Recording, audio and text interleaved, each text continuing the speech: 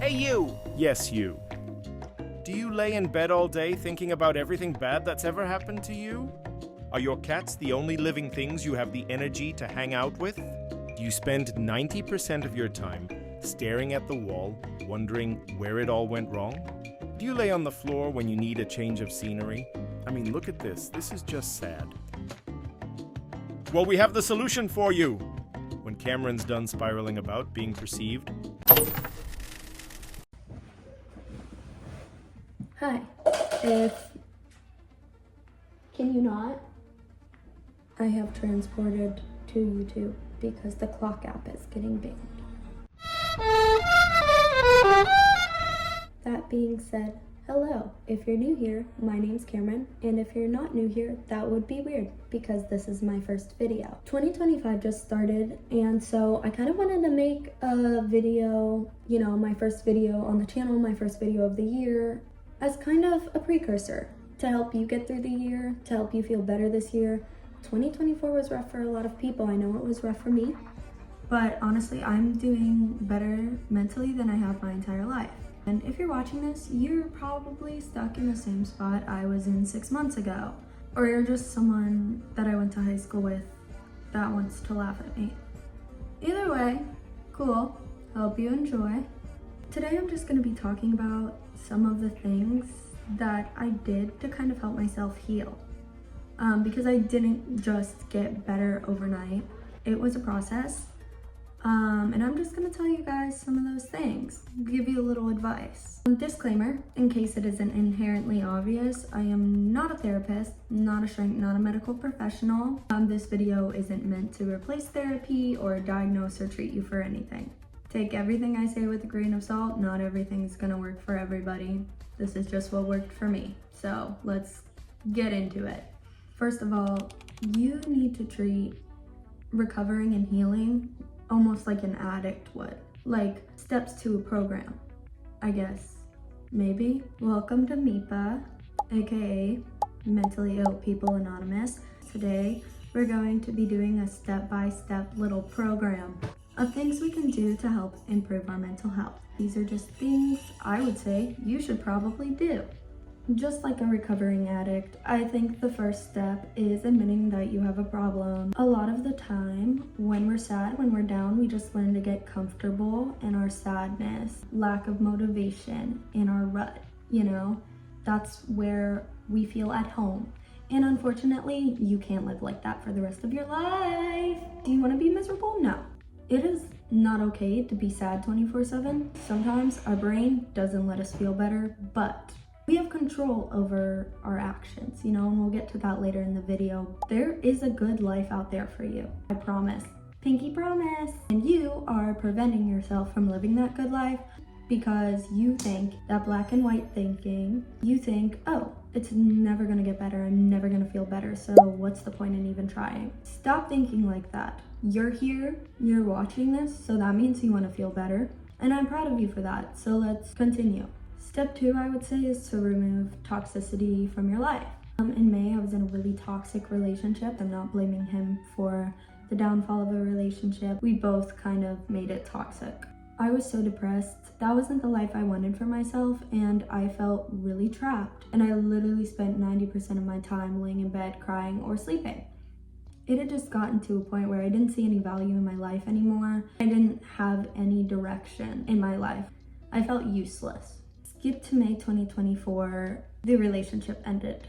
It took me getting out of it to realize that I was so unhappy. It's hard to leave. It's hard to go through situations we don't want to go through. Sometimes you have to get comfortable with being uncomfortable. For example, think about when you have a cavity. The cavity hurts. The cavity is bothering you. The only way you can get rid of that cavity is to go to the dentist. It's gonna hurt to get it fixed. But once it gets fixed, you're gonna be in pain for a couple of days and then you're gonna feel better. Would you rather feel pain like that forever? Or would you rather just bite the bullet, end it, go through the grieving process, and then heal? Leaving is easier said than done, but like I said, it's gonna hurt to get it out, but you gotta get it out to feel better. I really like this quote from Harry Potter. It's Albus Dumbledore. He said, "Dark times lie ahead of us, and there will be a time where we have to choose between what is easy and what is right." Leaving those situations isn't gonna be easy, but it's probably what's right for you. do what is best for you. And if that means leaving your relationship, leaving your job, leaving your parents' house, cutting off that friend, things that are adding more negativity to your life need to go. You're not going to get any better when all you're surrounded by 24/7 is more negativity. You got to clean out the rot. I would say for step 3, seeking help. Mental health issues are medical issues. Just because it's not physically affecting you, it's still a disease. As much as you take this advice, you need to see a therapist, get a psychiatrist.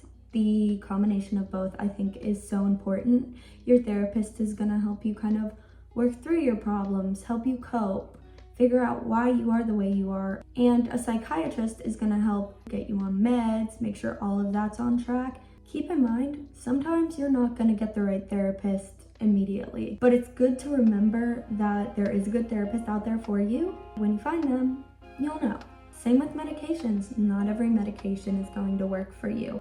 We gotta try things out. We gotta experiment.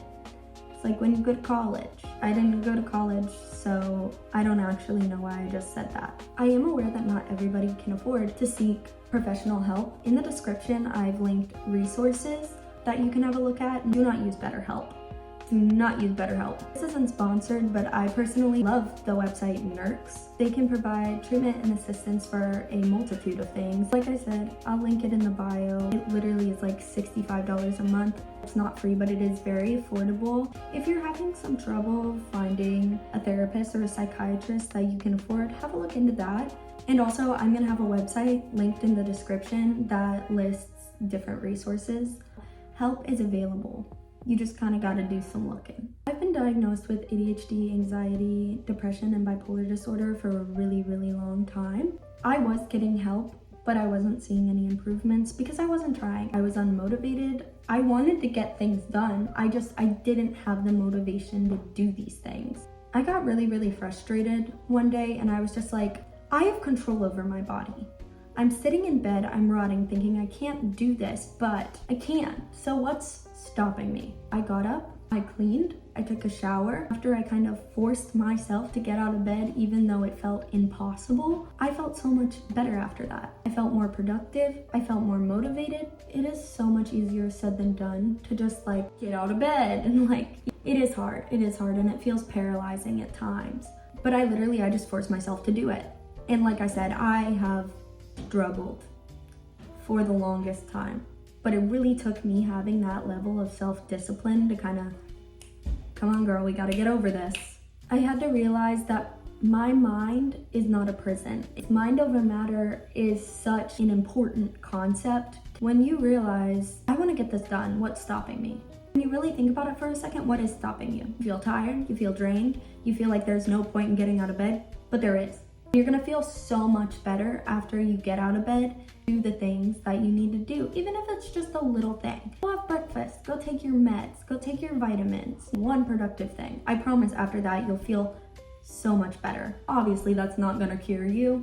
It's a start, okay? The honest truth at the end of the day is, in order to feel better, you have to do things you don't want to. You have to be comfortable with the uncomfortable.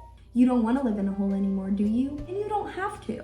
It's hard to climb out of that hole, it is. It's gonna take a while to dig yourself out, but you will. Over time, it won't feel so uncomfortable and it won't feel so impossible. Step 5 is to be consistent. Like I said, it can be so hard to get motivated to do stuff, but a huge part of getting better is build a routine that works for you. Take your meds every day. At the same time, develop a skincare routine, productive things that make you feel better. Every single morning when I get out of bed, I make my bed. I know your eyes just rolled because you have heard that piece of advice so many times, but try it. Boom, you already did something productive. Takes 2 seconds and you feel accomplished. Doesn't have to be perfect, just straighten up your comforter, put your pillows down lazily, just make it look a little better. James Clear wrote a really good article. If you don't know who James Clear is, he's the author of Atomic Habits. I love that book, and I think that book really changed my perspective on things. He wrote an article about the 4 stages of building a habit. In order to be consistent, you have to form habits. So I'm going to just read what he said. This is quote unquote. The first step is cue. The cue triggers your brain to initiate a behavior. It's a bit of information that predicts a reward. Today we spend most of our time learning cues that predict secondary rewards like money and fame, power and status, praise and approval, love and friendship, or a sense of personal satisfaction. Your mind is continuously analyzing your internal and external environment for hints of where rewards are located. Because the cue is the first indication that we're close to a reward, it naturally leads to a craving, which leads us to our second step, which is craving. The cravings are the second step of the habit loop. They're the motivational force behind every habit. Without craving a change, we have no reason to act. What you crave is not the habit itself, but the change in state it delivers. You do not crave smoking a cigarette, you crave the feeling of relief it provides.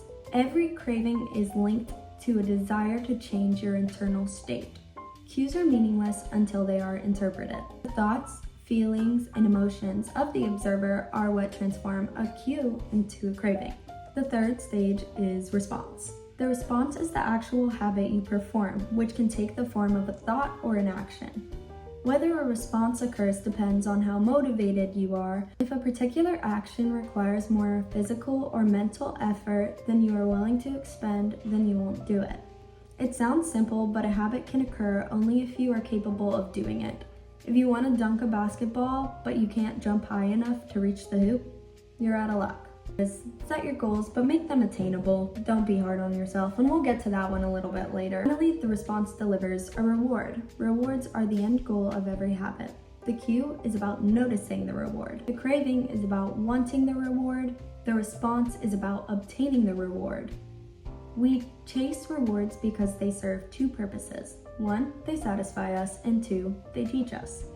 The first purpose of rewards is to satisfy your craving. Yes, rewards provide benefits on their own, but the more immediate benefit, at least for a moment, rewards deliver contentment and relief from craving. Secondly, rewards teach us which actions are worth remembering in the future. Your brain is a reward detector. As you go about your life, your sensory nervous system is continuously monitoring which actions satisfy your desires and deliver pleasure. Feelings of pleasure and disappointment are part of the feedback mechanism. Rewards close the feedback loop and complete the habit cycle. I absolutely love this article. I think it's so insightful. I'll include a link to the article if you want to read more in the description. And I think that's a really good thing to take into account is those 4 stages right there. Now we're on to step 6. Not every bad thing that happens to you is the end of the world. I think this kind of goes more for people with a cluster B personality disorder or rejection sensitive dysphoria. But not everything that hurts is the end all be all. Part of the reason I think my previous relationship, like I said, was so toxic is because I thought I couldn't live without him.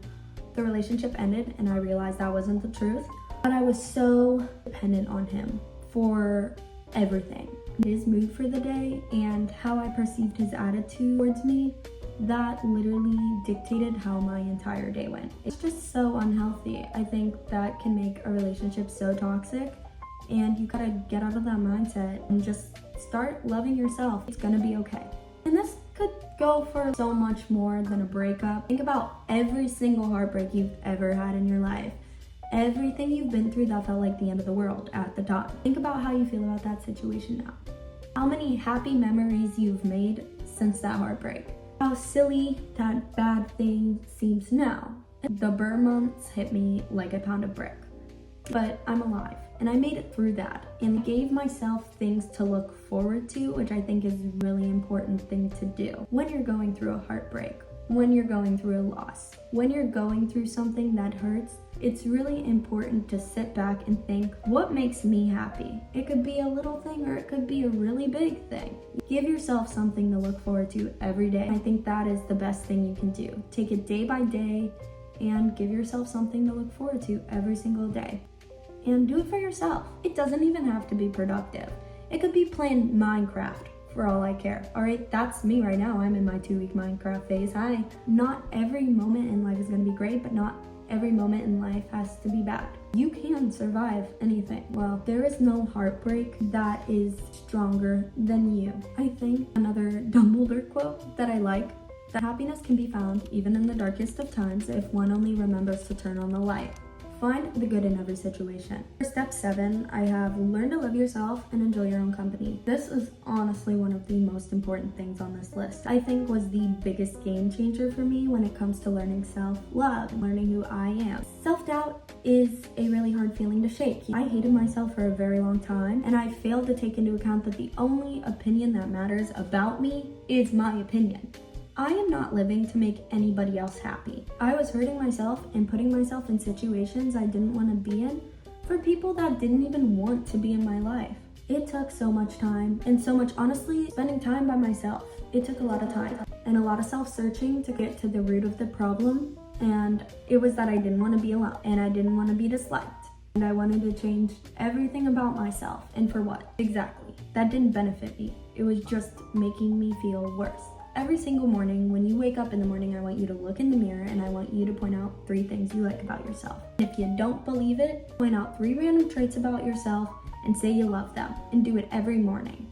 I'm really self-conscious about my ears, so I've been telling myself, hey, you have cute ears. And it doesn't have to be a physical trait. It can be a personality trait. Things you like about yourself, things that you're proud of yourself for. Hey, I made it through this rough patch in my life and I'm here and I'm proud of myself for that. But every single morning, even if you don't believe it, tell yourself, I like your eyes.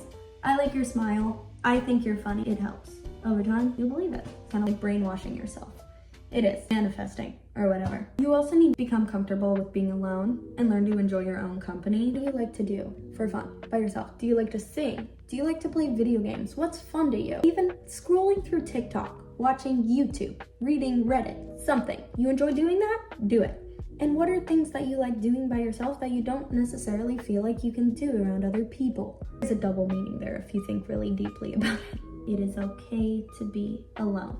Spend time by yourself, trying new things and finding things that make you happy. And you will start to enjoy your own company and in turn start to love yourself. I was someone who completely, like I said, depended on validation from other people. Now I validate myself. The only person who determines my worth is me. There's no such thing as a perfect human, and it's okay to not please everybody. As long as you're happy yourself and you gain the confidence after a while, you will attract people who do enjoy your personality and who do enjoy your company. It's taken me such a long time to build an inner circle of people who make me feel good about myself or who don't drain me. I went from having friends where like, you can come if you want, to having friends that tell me they're gonna be so sad if I'm not there. And nothing changed about me as a person. I'm still myself. Other than learning to love myself, I didn't change anything. These people care about me and I love them so much and I'm so happy to have them. Finally, step 8. Give yourself grace. Healing isn't linear, it's gonna be rocky at first. I think the beginning of healing is probably gonna be the worst time of your life. I know mine did. But I'm glad that I got put into that situation because now I'm here talking with you, hoping that what I'm saying does help. Remember to forgive yourself when you make a mistake if you're healing. If you're having a bad day or a bad week and you get into a rut, you'll need to bed rot sometimes. It's okay to take a break. You're trying your best. Healing and entering a new stage of life, it is so overwhelming. I'm gonna make a lot of mistakes. I did make a lot of mistakes. I'm still making mistakes. I still have so much to learn and so much more healing to do. I own up to them and I use those mistakes as learning opportunities. Giving yourself time to just chill and relax is just as important as being productive. It really is. Because if you just keep going and you're being so hard on yourself, you're gonna burn out. It's okay to be a mess sometimes. It's okay to be unmotivated sometimes. It's okay to take a break. It's all about a balance. Never cut out things that bring you joy for the sake of being productive. But also, don't let the things that do bring you joy prevent you from being productive. Once you get done doing something, reward yourself. You cleaned your room? Cool, now go watch that movie you've been wanting to watch. Those are some things that I think really helped me with getting better. I still have growing to do. I still have mistakes to make. I'm not a perfect person. To close out this video, like I said, I'm not a therapist. I'm just a 20-year-old who is still learning. Healing is a never-ending process. It's important to start because even though it's a never-ending process, it does get better. If you or a loved one is having a hard time right now, don't be scared to ask for help or reach out. I'm gonna put this in the description, but if you're feeling hopeless or purposeless, please call 988 to talk to a licensed crisis counselor. And also here is an in-deaf safe number for you on the screen.